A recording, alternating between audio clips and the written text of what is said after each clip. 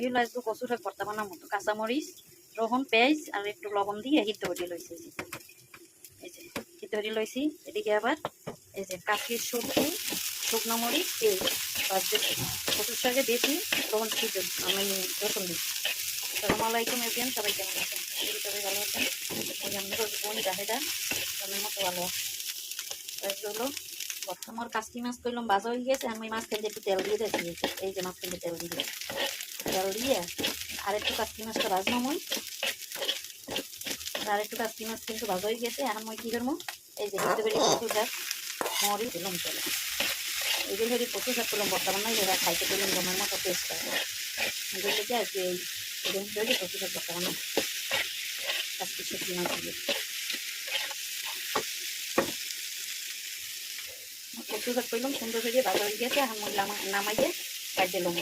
কলা রাখলে পরিয়াও যায় চারিটা যদি পাইলে একটু ছোট হয়ে গেছে, দাঁড়া দিতে পড়ে যাবে গেছে।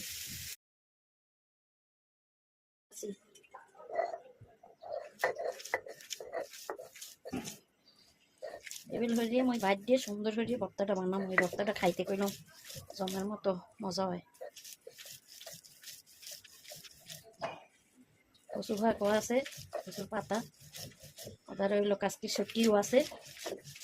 ওইটা মিলাইয়ে খাইতে হেভি টেস্ট লাগবে। এখানে ভর্তা আমার বাড়া হয়ে গেছে। পাড়ায় ভর্তা বানানি কিন্তু খাইতে বেশি মজা লাগে। আপনারা চাইলে ব্লেন্ডার করতে পারেন, কিন্তু পাটা ভর্তা বেশি মজা লাগে।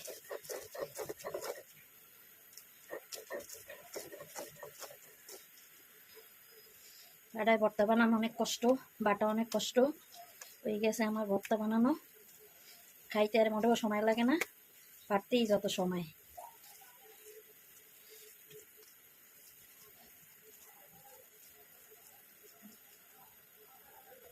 আমি আর কোনো পেঁয়াজ বা তেল, কাঁচা তেল দিব না, কারণ অনেক ভর্তা তো খাওয়া যাবে না একদিনে। সেই জন্য কাঁচা তেল আর পেঁয়াজ দিলাম না, তাহলে ভর্তা আমার নষ্ট হয়ে যাবে। নর্মাল ফ্রিজে রাখে মানে খাইতে হইবে। এই যে হয়ে গেল আমার ভর্তা।